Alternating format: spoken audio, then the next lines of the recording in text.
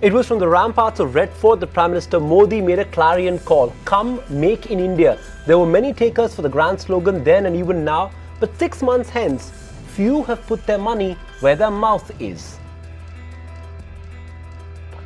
So what's gone wrong with Make in India? Is it the lack of an enabling environment, the lack of a clear policy, or is it the infra deficit that's failing the publicity blaze? In fact, is the government being impractical to push manufacturing, which isn't really our core competence, especially when automation seems to be the new name of the game? Make in India, should we really? That's our debate right here on this very special edition of Budget Debate. Joining us on the show, Swaminathan Aiyar Mythili Bhusnurmath, R Seshasayee and Sanjay Kapoor. Thanks each one of you for being with us. Swami, I'm going to begin with you. The UPA called it the National Manufacturing Policy. The NDA re-christened it and called it the Make in India. It was a grand slogan, a great vision, but there are a few takers. What's really gone wrong here? I think the answer is simple. If you have to ask people to make in India and they are not, then there is a problem. And merely having a slogan or asking them to come doesn't solve the issue. Secondly, there's no point a prime minister going around to various countries saying, please come and make in India. He first has to see, are Indian businessmen queuing up to invest? And if Indian businessmen aren't queuing up to invest, why on earth should foreigners come and do so? Now, what is it that you have to fix? One is an enabling environment. There is still talk of huge difficulties in getting things through. You have a government that's supposed to have cleared 7 lakh crore worth of projects. And yet, is there a boom in capital goods? Is there a boom in construction? No. So there's something in the system that prevents you from converting supposed clearances into actual investment. And if you don't tackle that, why should others come in? Sure, fair. Secondly, Swami, there is the question of there is an infrastructure problem of humongous dimensions. Infrastructure companies with massive debts which they cannot pay, dragging down the banks that have lent them, problems in getting this whole thing restarted. Swami, you're going to debate each of these issues, but I want to get a quick word in from our two CEOs as well. Sanjay Kapoor, to you first. Is Make in India a catchy slogan and just that, nothing beyond it?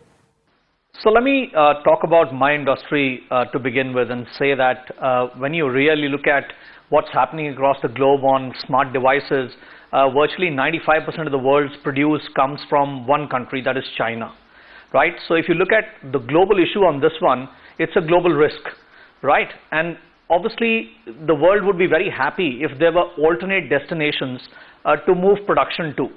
India, because of a huge domestic demand, probably becomes a natural choice for a destination that could be an alternative to China for everybody across the globe. And of course, the burgeoning Indian smartphone segmentation. But I tend to agree with Swami that the issue over here is more bulleted in our case because we are competing and wanting to take away production from one nation called China. And if you have to pull the production away from China into India or create a parallel base of production here, then you need to be absolutely competitive with China.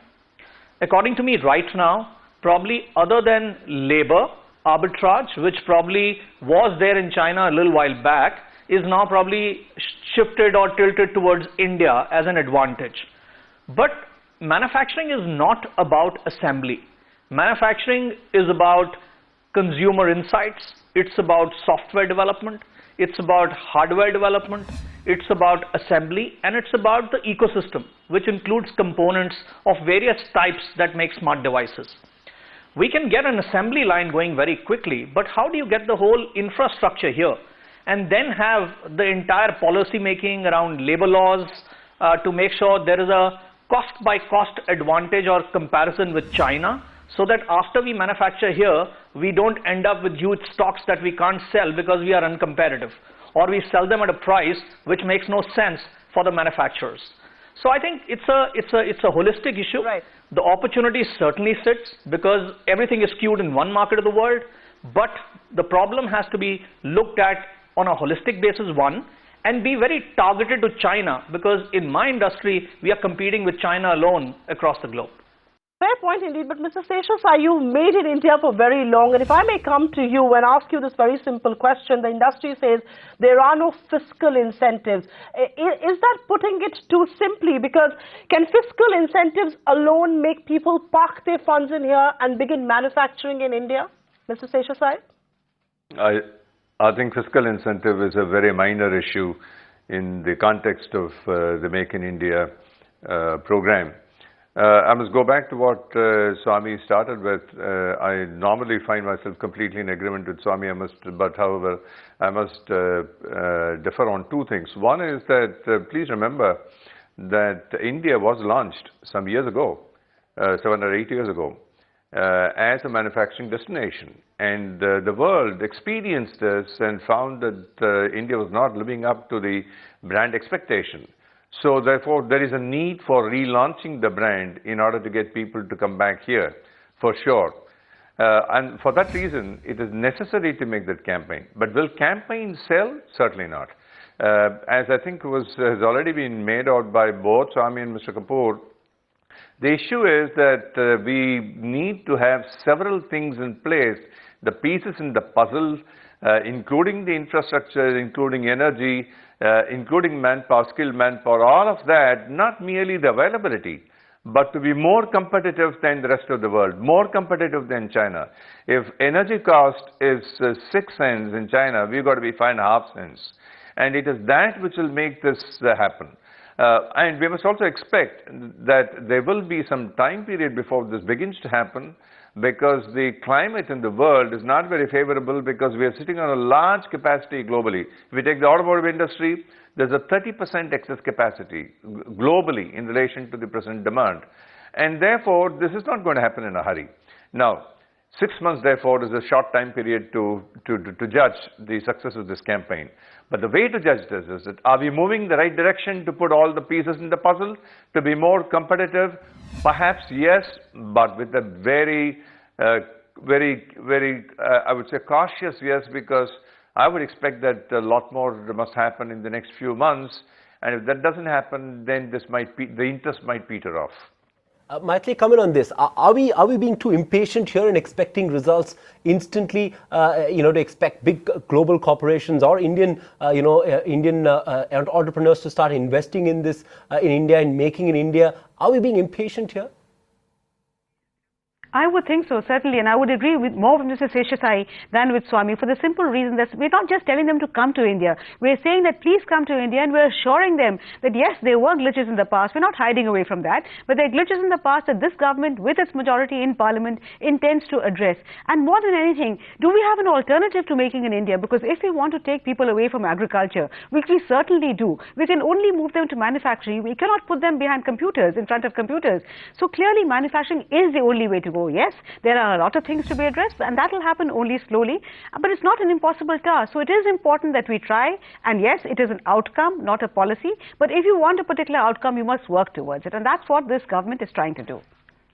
Fair point indeed, but let's take it once back again to Mr. Seshasayee. And so if I may begin by talking to you about the cost advantage, India is very well placed there. We're the second lowest in the top 25 exporting countries in the world, is what data before me suggests. But yet we seem to fail miserably around the enabling environment. And let's pick up pieces one by one. My question to you is, with the new land norms in place and as they stand, is this going to incentivize manufacturing?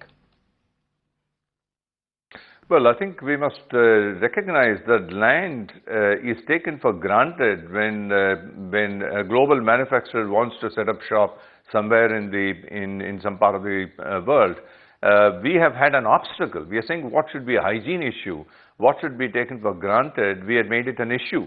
All that is happening is that we are saying that that issue is no longer there. We are moving towards removing that as an obstacle, because I'm only saying moving towards, because the states will have to follow suit and we'll have to actually implement it. And in any event, the land, the acquisition ordinance has moved towards the desired destination, but not quite reached that place, because we still need to have a lot of bureaucratic hurdles. You need to go through several studies before and a time period to elapse before you can get hold of land. Therefore, what we're really talking about is that we are moving towards removing an obstacle which should have been not there in the first place. Swami, that's the problem, isn't it? We just take far too many baby steps. Even on the land norms that are now in place, it's just incremental step that has been taken, still not good enough for for big business to start manufacturing. We just take way too many incremental steps.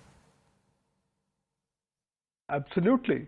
I mean, For instance, I think India is the only country in the world that distinguishes between single brand retail and multi-brand retail. Why do we invent these distinctions and then agonize over, shall I allow and shall I not allow, up to what percentage? How much must you buy a small-scale industry? I mean, we now have this government procurement policy, I'm told, where 20% has to be bought from medium, small and micro enterprises, of which 4% has to be bought from scheduled castes and scheduled tribes. I mean, what is the extent of micromanagement that you're trying to do? How is this very different from the UPA approach?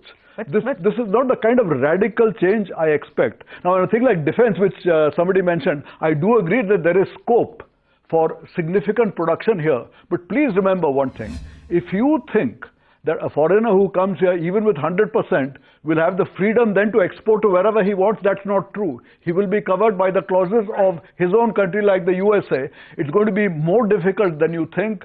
Opening up defense is fine, but it's going to be a very small part of total manufacturing. But Swami, the US has a law which says buy American, and the US is far more protectionist in many, many ways in India. In fact, the problem with solar panels was because US was subsidizing its solar panels so hugely. They were virtually dumping on India. So why is it that we condemn whatever India does? And when it's the US, everything is hunky-dory. Look at the trade pacts the US entering into. They're completely one-sided. Why doesn't the US go along with the WTO? Because the US doesn't like multilateralism. The US likes it only when it has it its way. So I think we really need to be a little bit more, nuanced in this, because we do need to get manufacturing going. We know doing the jobs. And if it means a little bit of, yes, taking care of Indian interests, why not? Now, just as the debate is hotting up in this studio here, I'm going to take a very quick breather, but there are multiple points that we come back and discuss: the labor laws, the infra deficit, and the very crucial question, should we be actually pushing manufacturing at all, because it isn't really our core competence. Come back in a moment right here in Budget Debate.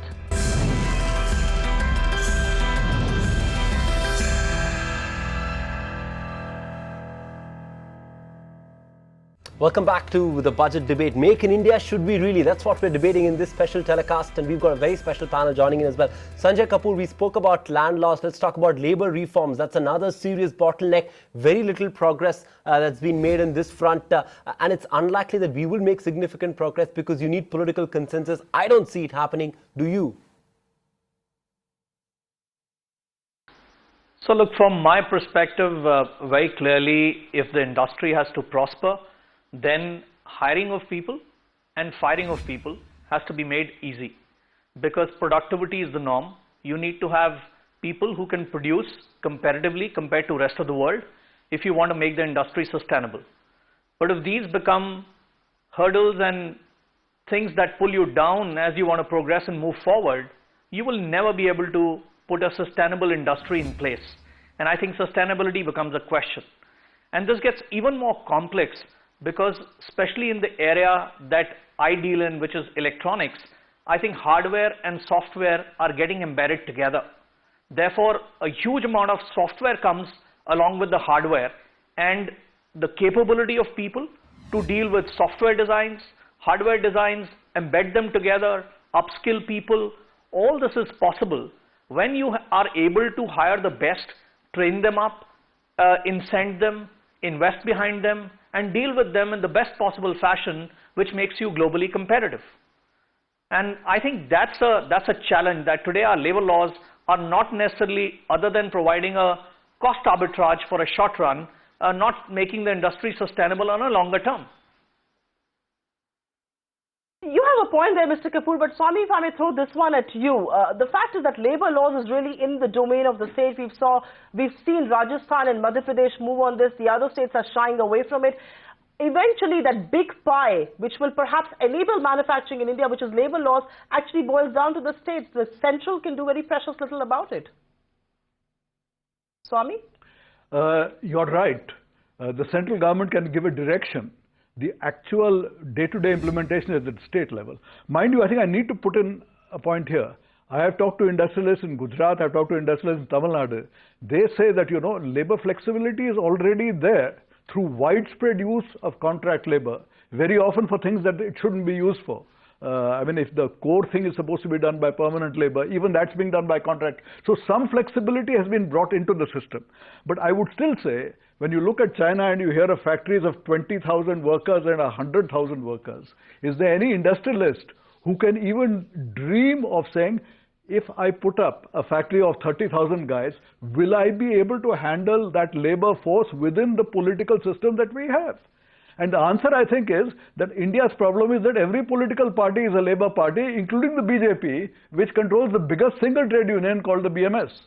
So, you do not expect the Labour Party in England to be particularly cracking down on labour, on flexibility. So we have this particular problem in India of every major political party having a labour wing.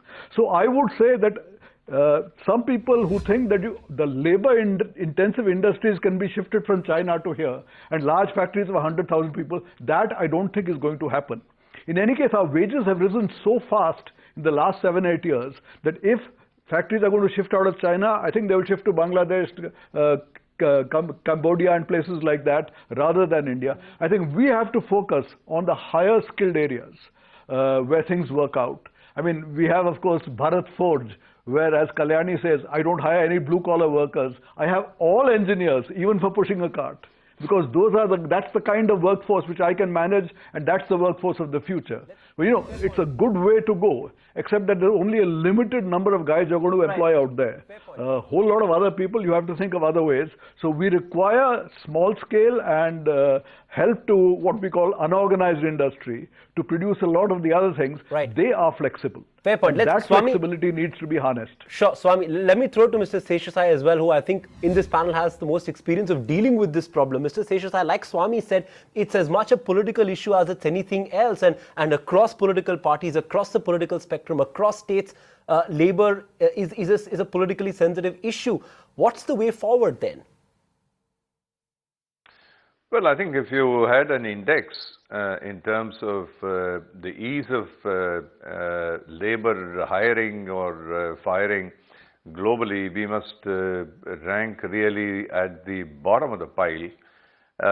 But what we have done so far is to circumvent the issue or go around the issue and use contract labor or only hire executives and so on and so forth.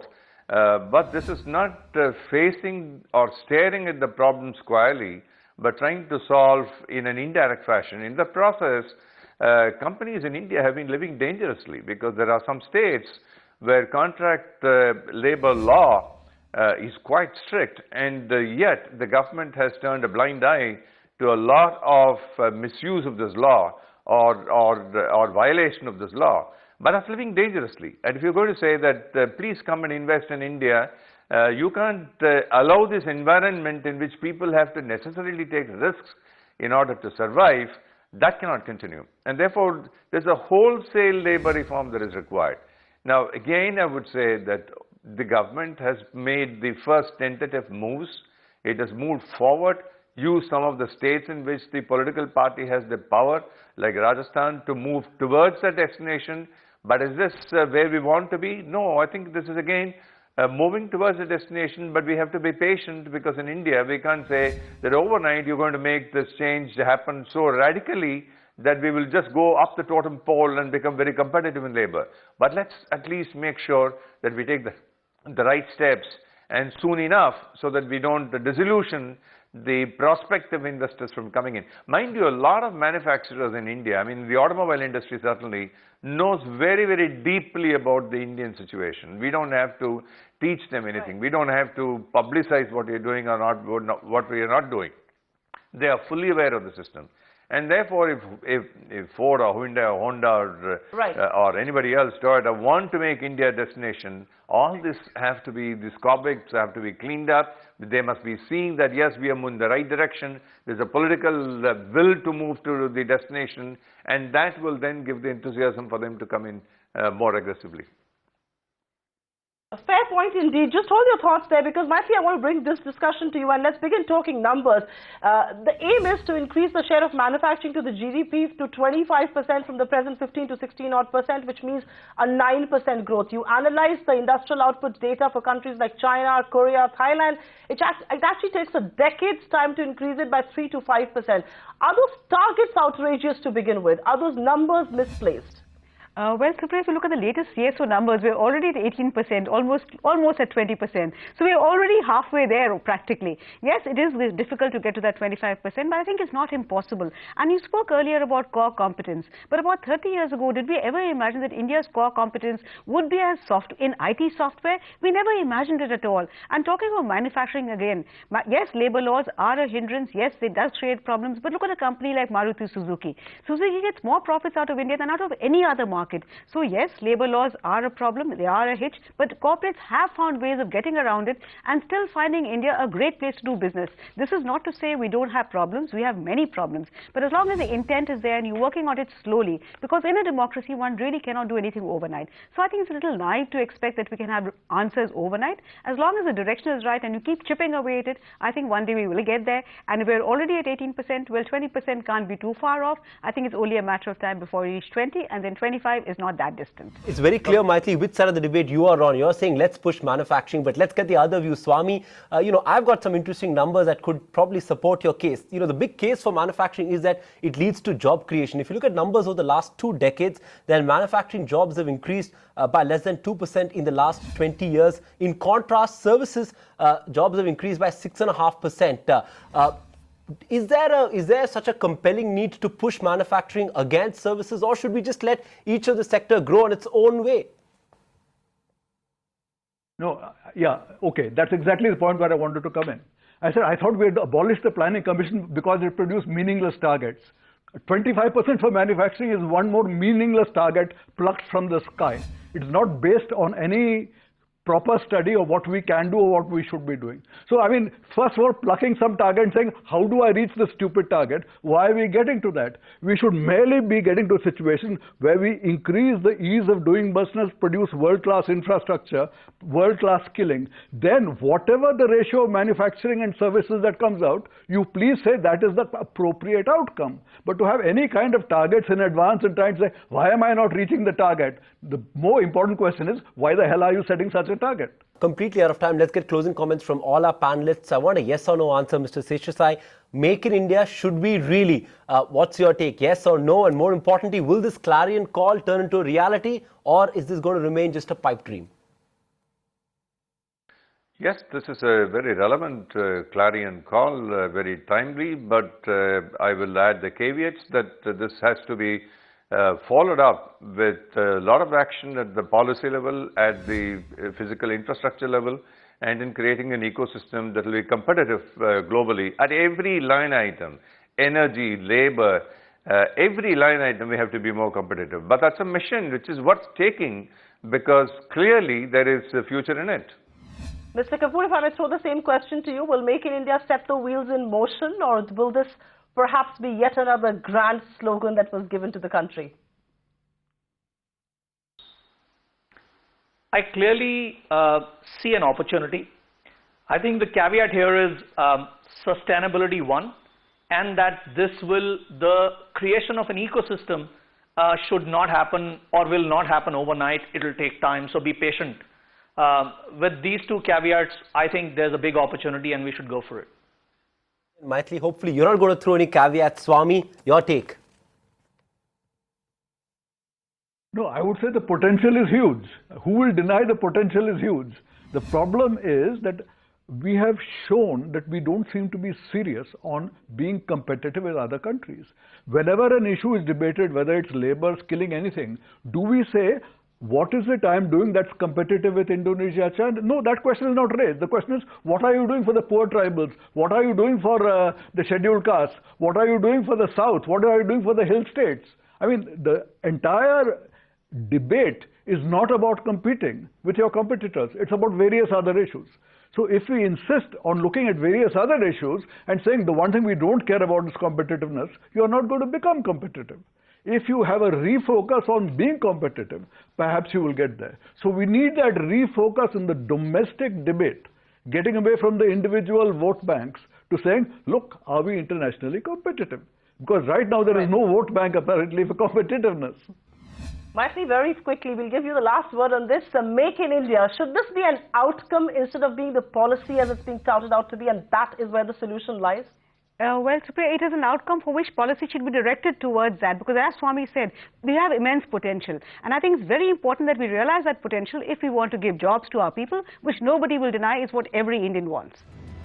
We will see some of those policies in this budget, the maiden full budget of Finance Minister Arun Jaitley. And after that, I think it will be a good time to debate on this whole topic of Make in India. Should we really? Swami, Mythili, Mr. Seshasayee, Mr. Kapoor, thank you so much for joining in on this budget debate. Thanks for watching this special telecast.